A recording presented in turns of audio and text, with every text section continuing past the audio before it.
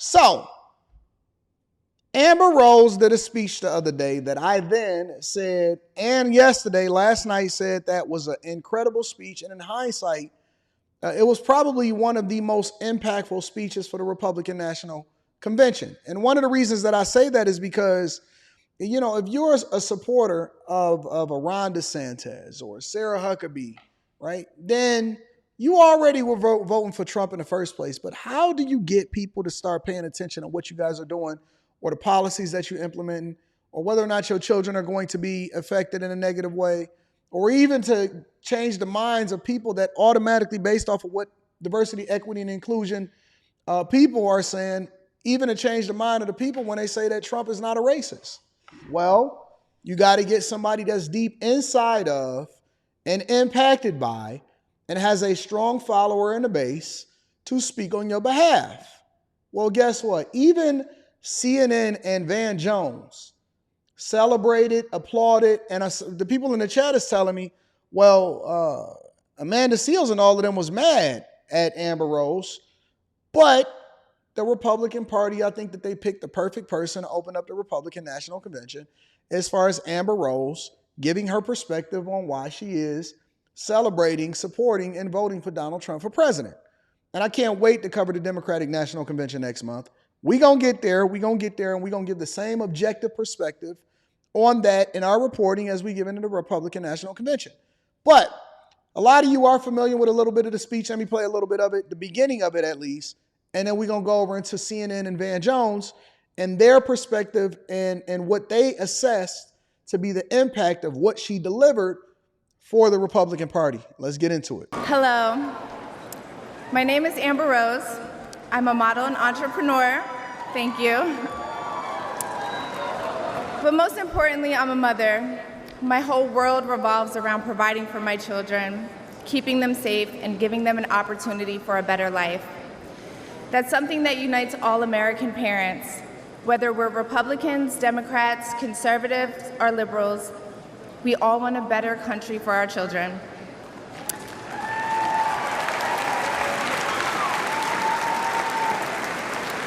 But I'm here tonight to tell you, no matter your political background, that the best chance we have to give our babies a better life is to elect Donald Trump President of the United States.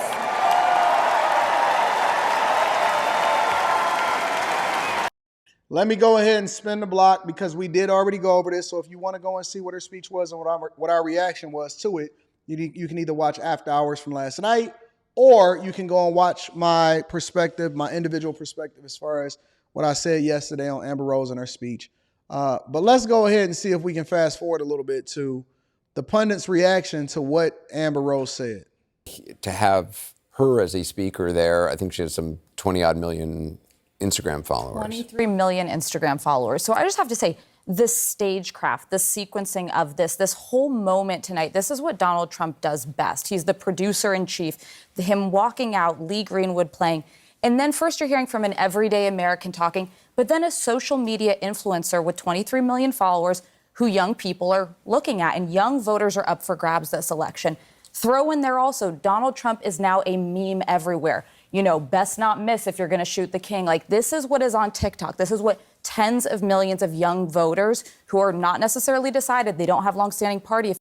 As usual, for example, you'll have somebody like a Jamal Greer say, I don't give a F about celebrity opinions. Well, you're not the target demographic of who she was speaking to. You do realize that every single person that gets up on that podium is not necessarily trying to influence you, but there is somebody for you, but they're using and they're leveraging the visibility that comes to Amber Rose to obviously inspire and influence who it is that follows her. So if you're not following Amber Rose, then you're not the target demographic. Maybe you follow somebody else. Maybe it's somebody else that more closely aligns with what it is that Amber Rose said. And so I'm going to say the same thing to y'all that I said to the people that was on After Hours. And I know that it's a completely different demographic that watch this show. Sometimes there are a little bit of crossover, but it's not. But I need you to step out of your emotions and your feelings. And when you think about things from a business perspective, and this is why I want y'all to take a completely different approach when we having these conversations on the Millionaire Morning Show. And the reason we call it the Millionaire Morning Show is because everything comes back down to the money. It's not about you. It's about your demographic. One thing that I learned as a user experience expert and in corporate America is that it doesn't matter what I think. It doesn't matter what I think is best. It doesn't matter how I feel. The only thing that matters is whether or not I impact the customers in a way that's going to add to our bottom line. So if I'm trying to reach a completely different demographic that we haven't reached, instead of doing the same thing over and over again, you tap into and you try to make and humanize the person that you want to speak to your demographic and have them go against the grain that ultimately forces people to start rethinking whether or not they want to be a part of the Democratic Party or they want to vote for Biden. So I'm not going to tap somebody that's already voting for Trump to influence or speak to a demographic on the opening day of the Republican National Convention. As a user experience expert, what we do is we go and talk to the people that use the platforms and what the competition is doing. We don't go based off of what our experience is or how we feel or what we want to be impacted. We go and we say, listen, who is our target customer and who are we trying to convert over to try to be a part of this bank? And how do we impact them? And who is our competition? Our competition isn't just Bank of America or whoever these other banks are. Our competition is also Cash App and PayPal and Zelle and Venmo and Apple Pay. And so what are the people using? I want y'all, and when we have these conversations in corporate America, I have to give this speech and I say, listen, don't tell me how you feel based off of the position that you hold inside of this company. I don't care about your expertise. We're going to bring your expertise later. But when we building this MVP, this minimum viable product, meaning that the thing that we need to push out to the general public and then we can build on it on top of that, I need you to tell me what you using when you go home. I don't care about what you're using when you went to corporate America. I want to know what applications are you spending the majority of your time on and why, so that we can then craft the best user experience for the target demographic that we're trying to reach, not the people that's already a part of this bank, but the people that we want to draw in and become a part of the bank. And so what I'm trying to teach you guys is it doesn't matter what you think. The only thing that matters is how we can convert people that's not already a part of the Republican Party to become a part of it, to vote this way so that we can get this guy into becoming president of the United States of America. And then ultimately it impacts every other Republican that's on the ticket. And so listen, stop focusing on her head tattoo and start focusing on the fact that it's a lot of people that follow her that like her head tattoo. Marketing, social media influencing, stepping outside of your comfort zone, user experience. Those are the things that we have to start thinking about. And the reason that I'm trying to convey this to y'all, don't get in your feelings, big dog Jamal. I see you in the chat still feeling some type of way. I'm using you as an example, okay? Don't get in your feelings. Step outside of your emotions so that you can make better business decisions. This is the type of thing that you need to take into your regular life. Your regular life. You know why it's a lot of content creators still stuck at the same thing that they've been doing for the whole time? Is because they don't adapt. They just like child stars. They never grew out of what people love them to be, and they never grew with their audience. So their audience is still looking at them as Macaulay Culkin. Nobody looks at Macaulay Culkin and says, that's an adult.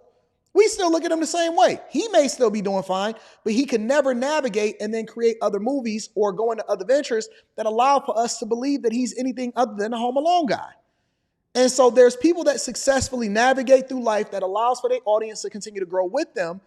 And they're able to adapt. They're able to tap into a completely different demographic. They go and talk to other people that ultimately bring awareness to a whole nother audience that never knew they existed. They do collaborations, not just with people that's in their sphere, but people that disagree with them.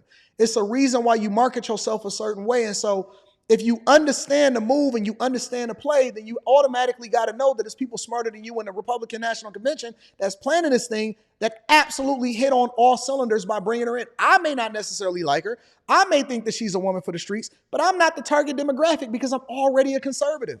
And so if you're trying to get people to switch over from being a liberal to a conservative, who do you tap? Somebody that has a huge base that can then influence their user base to start thinking logically, but then can communicate the message effectively to resonate with their audience. That's why it makes sense for her to actually do this and why they tapped her. It's a play, man. Affiliation are seeing he's making a play there. It's very smart. And to be honest, she was one of the most effective communicators we've seen tonight. I'll admit something. I had no idea who this was. So I looked it up, and then I called a friend of mine, and I said, do He you know who didn't this even know who it is? was. And they didn't know. Also a political person. But that's the point. They have put someone on the stage who reaches into this whole group of Americans who are not necessarily engaged at all in our politics or in our civics. These kinds of voices, I heard some grousing about this from some of the conservative. This is how you change the composition of the electorate. Yeah, that was probably the most dangerous speak for the Democratic coalition. That is a young woman of color. She's describing the experience a lot of people have, feeling that maybe if you're around too many liberals, you might get criticized too much, or you might not be able to speak your mind. And she spoke to it really well. And she's way more famous than any of us up here. Yeah. That's the key. We can put on our suits, our ties, we can start talking whatever it is that we want to talk. But at the end of the day, she got 24 million people that follow her and believe in her. And when she posts something, it'd be 100,000 likes on that joint. And so it's better to, recruit her into it instead of beat her over the head. Listen, cool. Your head tattoos may not resonate with me, but it's definitely resonating with a lot of different people. I'm going to tell you that, way more famous. And so to the extent that these guys are trying to bust up our coalition, that was a bunker buster right there. By the way, and it's one of the things we've been talking about, but there are speakers who speak to the room, and there are speakers who speak through the television screen. She speaks through the camera to the audience at home, she's effective in the room, but when you're yelling into the room, that is not communicating directly through the lens. This person is super talented. Okay, like this person knows how to speak plainly and directly, knows how to use the camera, the cadence of it. They got something there. Yeah, and it really is hard. In those big arenas, it's hard not to want to fill up the room. You want to scream and make sure the grandma in the back can hear you. But you're not talking to the 30,000 people there. You're talking to the 30 million people at home. Right. And she was the most effective. You can be heard in the hall, but you're in somebody's living room. She understood that. And I would not be surprised if she doesn't have a political future. Yeah, think about that for a minute. That's big. That's big. Look, man, I've seen a lot of people rebrand. We've seen Trump rebrand. Trump went from real estate to selling books to The Apprentice to trying to buy the Buffalo Bills to ultimately running for the president of the United States to getting persecuted and now being called one of the greatest political figures of all time, considering that he just got an assassination attempt on his life. The rebrand is, look, the biggest thing that y'all need to understand and take away from this is when you step outside of what you think and you start evaluating things based off of where you're trying to go, when you put together the strategy based off of the end goal, I'm not going to go too far into this. I'm going to actually break this down inside of the Patreon. When you put things together based off of the end goal and then you reverse engineer it, you can always rebrand. Every single year I rebrand. Or I tweak what I've done based off of where I'm going and then tap into it. I start moving away from certain content. I start moving into other content. I've leveraged this person and this interview in order to get visibility with this demographic of people that didn't know me at first. I got them. Cool. We hit a plateau. Now we moving in a different direction. I got the core audience, or I got 3 out of the 10 people that watch this to then rock out with me. We gonna continue to grow. It's a lot of people that's still mad at me from 2020. I don't care. I got a whole new demographic of people. I got over 8,100 people that rock with me inside of the Bag Chasers that said, man, I discovered you from this, or I just noticed you because I didn't like you at first, but then you converted me. Oh man, Kevin Samuels helped me discover you. Oh man, I noticed you from doing an interview with Charleston White. Ah man, I remember you. You the person that interviewed Brittany Renner. I didn't really like you at first when you was talking to Lamar Odom, but then when you was talking to Rashad McCants, it started to make sense. Hey, A-Verb, you was on the battle rap scene and kicking it with A-Verb. That's your guy over there. Oh man, you got this person coming into the studio. I'm always turning the wheels to try to figure out what's next.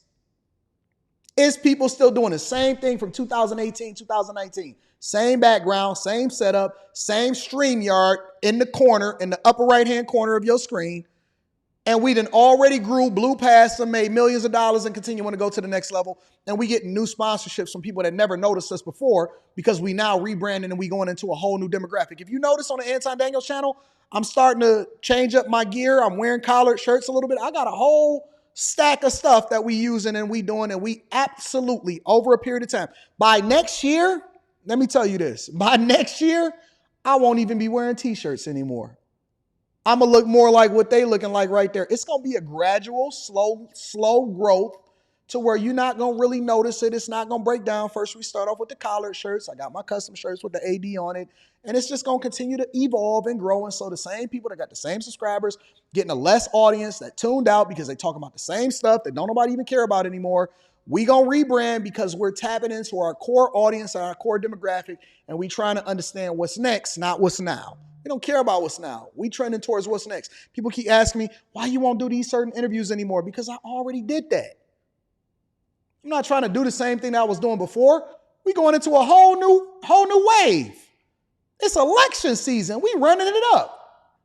It's elections. We ramped up understanding that election season was going to be big. And so we started tapping into the people that was tuned into what was going on politically. And we've been running like crazy ever since, because I paid attention to what happened in the last election. And I studied Officer Tatum. I studied Candace Owens. I studied Ben Shapiro. I studied everybody. I studied Anthony Brian Logan. I studied the people that absolutely caught the wave and ran it up in 2020 because they was talking about a completely different conversation. And I said, you know what? I got to educate myself. I got to move different. I got to start operating a little bit differently as far as the things that's interesting to the people or the audience that I'm trying to tap into. I don't care about the dick and pussy conversation as much as y'all think I do anymore. I've been married successfully for 20 years. Now I'm going to leverage that marriage and the visibility that comes with that in order to tap into a completely different demographic of people that's more concerned and growing into becoming more conservative and caring about what happens to the children that comes after them. You keep doing that. I'm going to do this. So while you whining and complaining, I'm going to get that money. I'm going to get this money. I'm going to market myself on this front. And then I'm going to be successful, even more successful. And I'm going to continue to organically grow, blow up, run up a bag, have an organic core audience that rock with me. And we going to get the money in the bag chasers too. I pay attention. Oh, listen, just because I don't say it to y'all and I'm talking to my bag chasers, and I'm giving you a little bit of the context because we laugh. Just because I'm more concerned. Listen, I'm bringing in Randy Rosario. I tap into certain women because I know that y'all be simping for them. Oh, yes. Absolutely. I pay attention to the people that did it successfully, and I'm 100% going to capitalize off of it. Absolutely. 100%. Shout out to the people that's still doing the same things, arguing on the same panels with irrelevant people that don't nobody even know, and can't make a dollar to save their life, begging and pleading. Anyways, let me get off of that. Y'all don't know how to market yourself